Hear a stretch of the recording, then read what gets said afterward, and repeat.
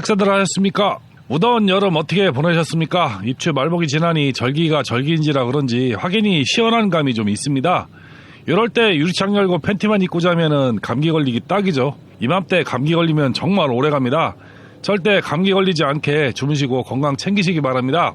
그리고 올해 집중호우로 피해 입으신 분들도 조속히 회복하시기를 빌겠습니다. 오늘 이야기는 오토바이 필수품 안전장구에 관한 이야기를 좀 해볼까 합니다.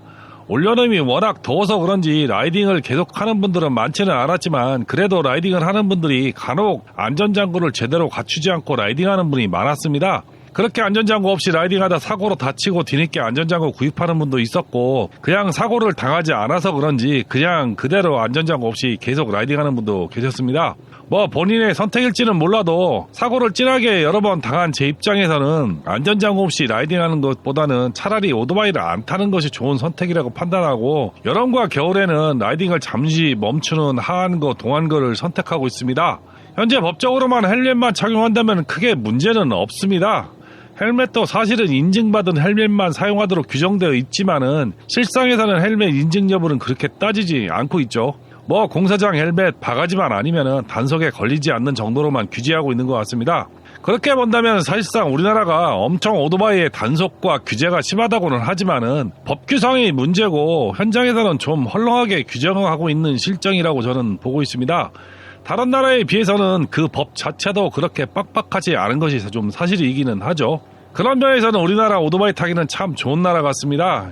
일부에서는 차간주행이나 오토바이 튜닝, 치장, 저용도로, 고속도로 달리기 이런 거에 법적인 규제가 심하다고는 하는데, 다른 나라에서는 그것만 허용하는 것이지 교통 법규, 도로주행에 관한 벌점이나 벌금은 우리나라와 비교할 수 없을 정도로 강력하게 단속하고 있다고 합니다. 과격한 주행이나 과속, 신호위반 시 수백만 원 벌금뿐만 아니고 현장에서 현행범으로 체포되는 나라도 있습니다. 아마 우리나라에서 이렇게 단속한다면 아마 오토바이 타는 분들 개거품 무는 사람도 많을 겁니다. 일각에서 이런 주장을 하는 것은 그냥 나라에서 본인들 편하게 아무렇게나 마음대로 하게끔 방임하거나 놔두라는 것이죠.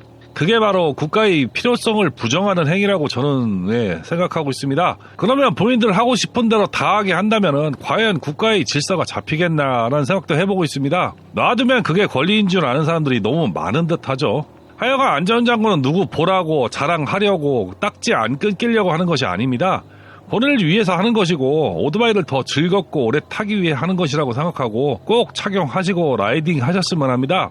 그럼 본격적으로 안전장구별로 어떤 살펴볼 만한 사항들이 있는지, 구입 시 꼭 확인할 사항은 무엇인지 알아보도록 하겠습니다.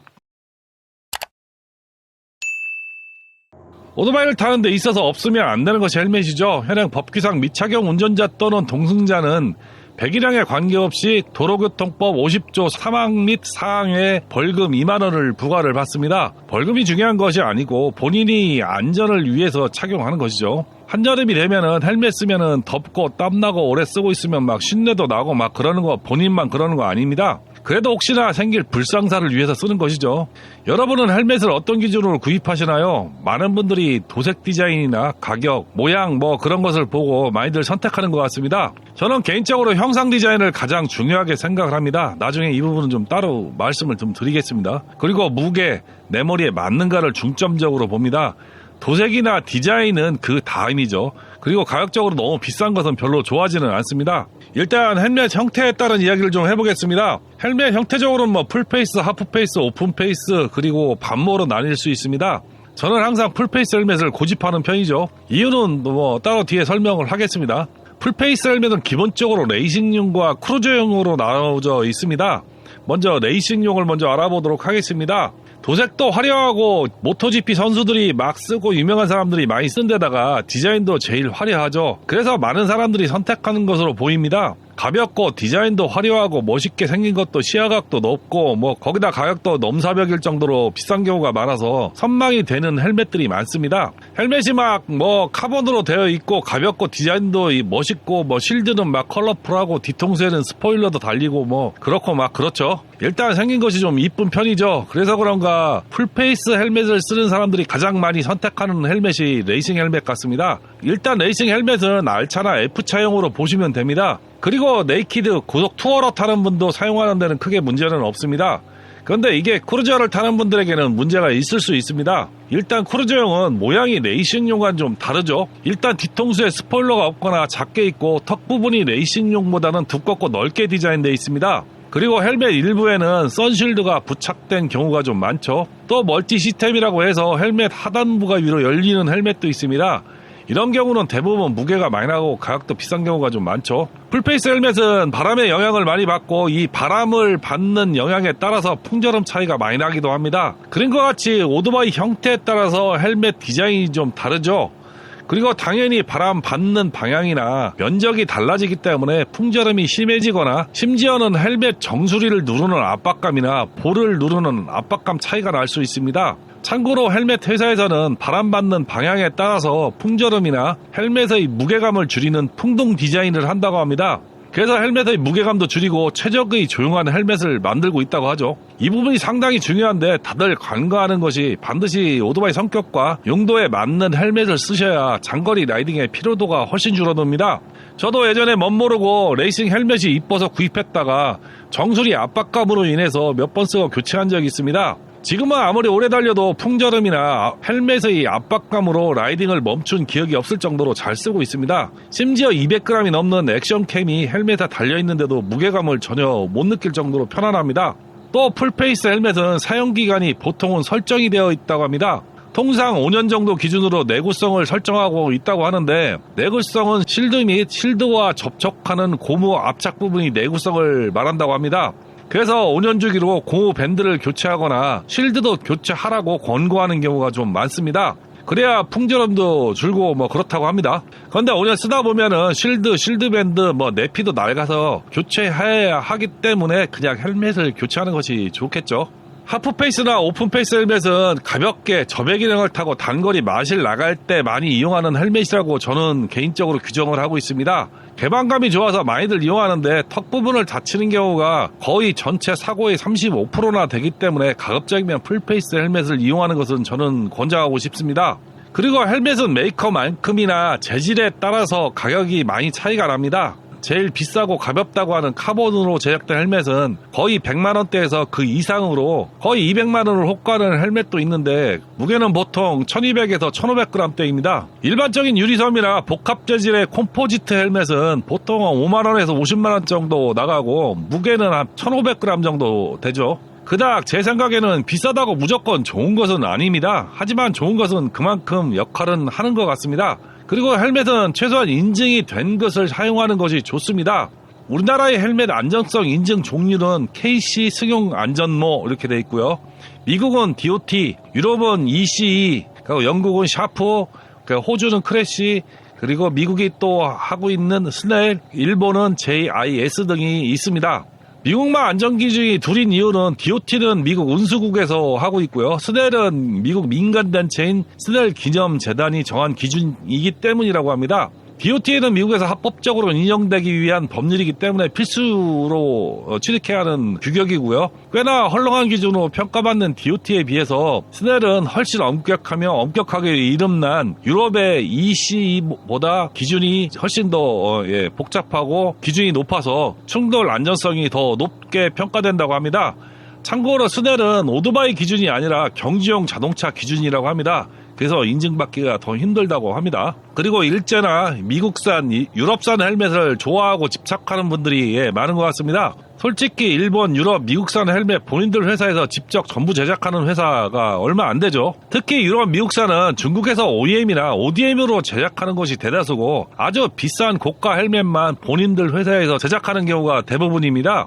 대표적으로 가격이 넘사벽인 할리와 BMW도 한국 제조업체인 HJC에서 제작하고 있습니다. 일본의 쇼헤이같이 이런 기업들이 대기업같이 보여도 그냥 직원 500명도 안 되는 중소기업 정도고 RI는 그보다 더 형편없습니다.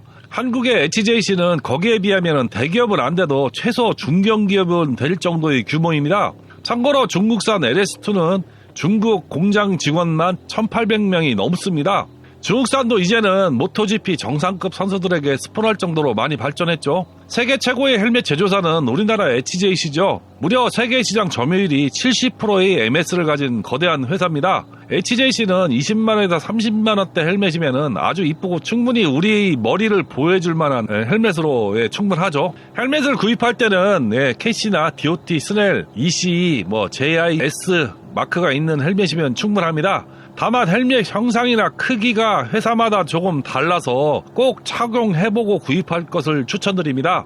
이게 볼패드나 헤드 부분이 내 머리 형상과 맞지 않으면 영원히 고통받을 수가 있으니까 꼭 사이즈를 확인해 보시고 불편함이 없는 것을 고르고, 간혹 대두라고 헬멧이 커 보인다고 사이즈를 한 사이즈 줄여서 구입하고 볼패드를 깎아내는 작업을 하는 경우가 있는데 이 방법은 솔직히 추천하는 방법은 아닙니다. 헬멧은 사고로 헬멧 바깥쪽에 셀이 손상이 되거나 안쪽 스트러폴로 구성된 방충제에 금이 가거나 헬멧이 손상된다면 그 헬멧은 보호 효과가 없다고 보시면 됩니다. 혹시 손상이 발생하면 그 헬멧은 버리시고 다시 구매하셔야 하죠.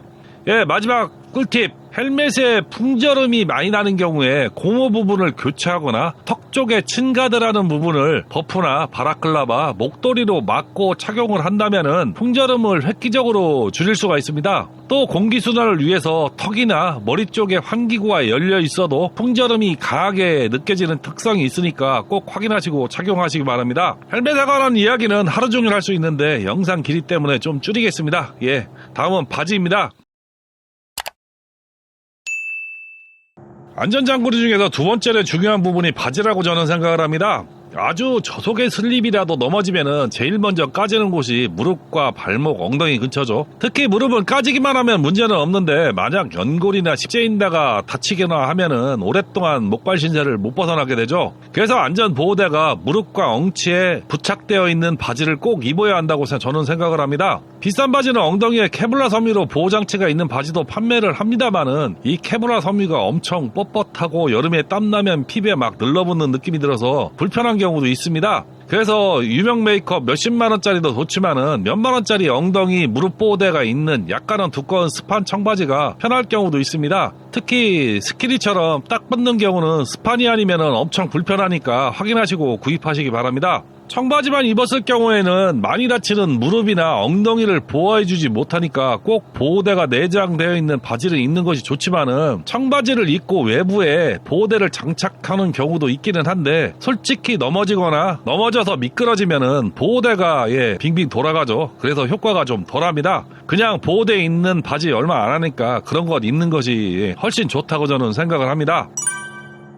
다음은 글러브입니다. 넘어지면 꼭 다치는 부분이 손바닥이죠. 사람이 넘어지면 먼저 손이 땅을 짚는 습관적인 행동 때문에 손바닥, 손등, 손목을 꼭 다치게 되어 있습니다. 그만큼 중요하죠. 손등, 손가락, 손목을 보호할 수 있는 최소한의 장치가 있는 장갑을 껴야 하고 또 편한 장갑이 좋습니다. 사람은 손목에 있는 뼈는 재생이 안 되기 때문에 손목은 엄청 중요하고 재생이 안 되는 만큼 오랫동안 고생을 해야 되죠. 그래서 반드시 손등, 손가락, 손목을 보호할 수 있는 최소한의 장치가 있는 장갑을 껴야 하고 가급적이면 편안한 장갑이 좋습니다. 특히 장갑 중에 잘못 만든 장갑을 껴보면은 손가락에 실밥이 찝히는 장갑이 있습니다. 절대 그러면 안 되는 것인데 가끔 있더라고요. 그런 장갑은 좀 거르는 것이 좋습니다. 그리고 절대 재봉선이 터지는 장갑은 안 됩니다. 넘어져서 땅을 짚었을 때 재봉선이 못 버티고 터지면은 다치는 경우가 발생을 하겠죠. 대부분 좋은 장갑은 오래 사용하다 보면은 재봉선이 터지는 것이 아니라 얇은 가죽이 찢어지면서 터지는 경우가 많습니다. 대부분 비싼 장갑은 손바닥에 부담을 줄이고 오토바이 스로틀 감각을 좋게 하기 위해서 아주 얇은 양가죽을 사용하는데 이 양가죽이 땀이나 여러 오염 요인에 의해서 약해져서 가죽이 찢어지거나 헤어지는 경우가 좀 있습니다.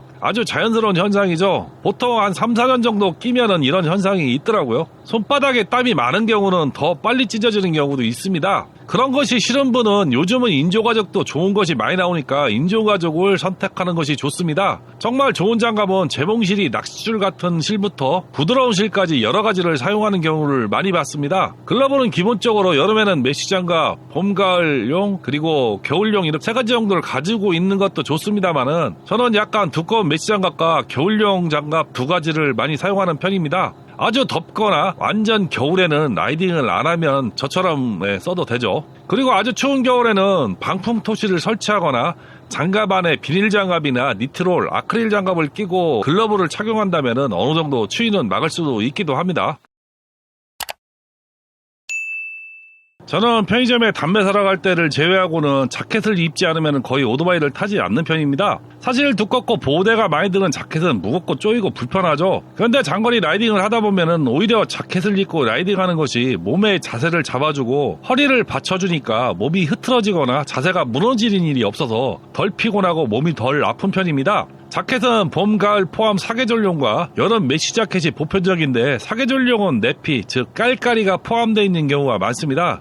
이 내피가 우스워 보여도 보온 성능이 엄청 좋은 경우가 많고 사계절용은 거의 방수가 되는 경우가 많아서 비를 만날 경우도 어느 정도 대응할 수 있습니다. 따로 방수를 위한 우비가 필요 없을 정도로 방수 성능이 좋기도 합니다. 기본적으로 자켓에는 팔꿈치, 어깨, 가슴, 등 보호대가 포함된 것을 구입하는 것이 좋겠죠. 비싼 자켓을 구입했는데도 불구하고 보호대가 없어서 따로 구매해야 하는 경우도 있는데 보호대 개당 몇만 원 하니까 경제적으로 포함된 것을 사는 것이 한참 유리합니다.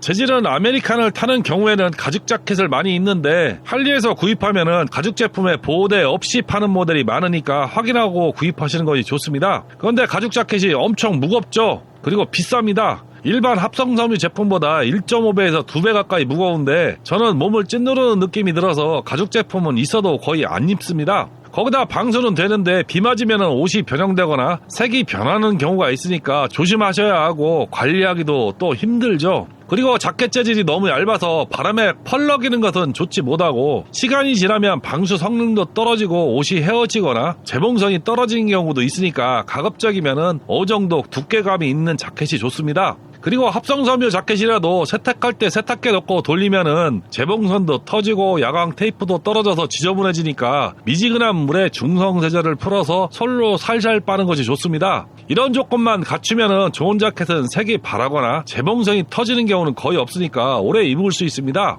그리고 우위는 국산 제비표 5에서 7만원짜리가 최고입니다. 부츠는 오토바이가 넘어질 때 오토바이에 발이 깔리거나 땅을 짚었을 때 다치지 않게 보호할 목적으로 신어야 하는 안전장구죠. 종류도 많고 디자인도 상당히 많습니다. 목적에 맞게 편한 거 신으시면 좋은데 가급적이면 꼭 신어보고 발 사이즈, 발볼을 확인하시고 구입하시기 바랍니다. 대부분 유럽이나 미국 시장에 맞는 칼발 사이즈가 많아서 우리 발에 맞지 않는 경우가 상당히 많죠. 그러면 발이 조이고 아프고 엄청 불편합니다. 꼭 디자인이 마음에 든다면은 한 사이즈 큰 것을 구입하는 것을 추천드립니다. 부츠는 최소한 발 코 부분, 뒤꿈치, 복숭아뼈 보호대가 있는 것을 추천드립니다. 그리고 최소한 발목을 보호할 수 있을 정도로 발목을 덮을 정도의 부츠를 추천하는데 안전화로 따지면 6인치 안전화 이상은 되어야 한다고 저는 보고 있습니다. 재질로는 가죽, 인조가죽, 캔버스 재질이 일반적인데 가격도 그리고 신으면 불편한 정도도 이 정도 수준이 될 것 같습니다. 간혹 미군 전투화 같은 거 신으시는 분들이 있는데 미군 전투화보다 작업용 안전화가 훨씬 안전할 듯 보입니다. 안전화는 라이딩 부츠와 동일하게 보호대가 있는데 전투화는 복숭아뼈 보호대가 없죠. 복숭아뼈는 한번 다쳐서 손상이 되면은 손목과 같이 다시는 재생이 안 되기 때문에 치료하기도 힘들고 오래 고생하는 경우가 많습니다. 감안하시기 바랍니다. 뭣도 좋은데 안전을 위해서 꼭 라이딩 전용 부츠를 신는 것이 좋습니다. 요즘은 알리나 테무에 좋고 가격도 저렴한 부츠도 많죠. 오토바이 넘어져서 발이 깔리면 진짜 진가를 발휘하게 됩니다. 최소한 보호대가 있는 부츠만이 발을 보호할 수 있습니다.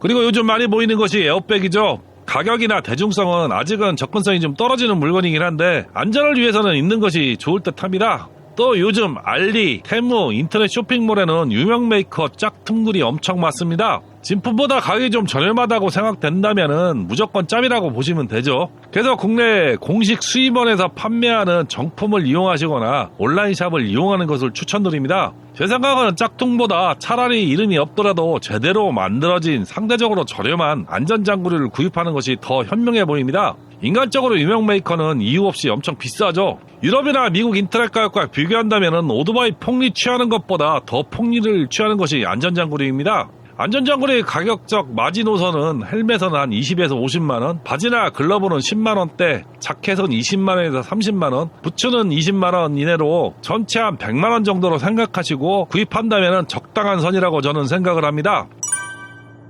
보통 사고가 나면 라이더는 구르거나 미끄러져 날아가는 것이 보통이죠. 속도가 그리 빠르지 않다면 구르거나 미끄러져도 얼마 안 가서 바로 멈출 수 있지만은 속도가 빠른 상태에서 구르거나 미끄러지면은 상당히 많이 구르거나 미끄러질 수 있습니다. 문제는 구르는 경우도 속도가 있어서 심하게 구르면은 쉽게 골절상을 입을 수가 있습니다. 또 미끄러져 나가는 경우도 안전장구리가 없다면은 아주 심하게 피부가 갈리고 뼈까지 손상되는 중상을 입을 수도 있고, 또 도로 옆에 있는 가드레일이나 다른 차량에 2차 사고를 당하는 경우도 있습니다. 문제는 구르거나 미끄러지면은 방향 감각을 잃어서 정신이 들지 않는 경우도 있고, 중상을 입었을 때 갑작스럽게 움직여 더 피해를 키우는 경우도 많습니다. 구르거나 미끄러질 경우에는 절대 버티거나 일어서려 하지 말고 그냥 안전장구만 믿고 몸을 맡기는 경우가 덜 다친다고 합니다. 저도 구르면서 막 버티고 해봤는데 절대 극복이 안 됩니다. 그냥 구르면 구르는 대로 몸에 힘 빼고 미끄러지는 대로 놔두면은 어느 정도 지나면 자연스럽게 멈추게 되면은 상황 파악을 하고, 도로 중간이나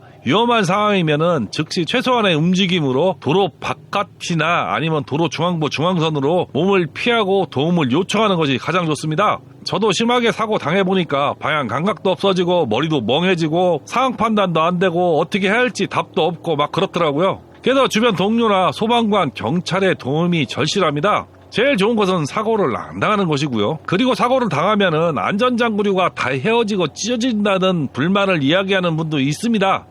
안전장구는 사고 때 기능을 딱 한 번만 하는 일회용품입니다. 그렇게 내 몸을 보호하고 생명을 다하는 것이 안전장구류죠. 진짜 내 몸을 보호해주는 최후의 수단은 안전장구류밖에 없다는 것만 잊지 마시고, 라이딩을 나간다면 무조건 착용하는 필수템이라고 생각하시기 바랍니다. 올해 오토바이 즐기려면 사고 안 나는 것이 제일 좋고 안 다치는 것이 제일 좋습니다. 또 사고 안 난다고 시건방 떨지 마시고요.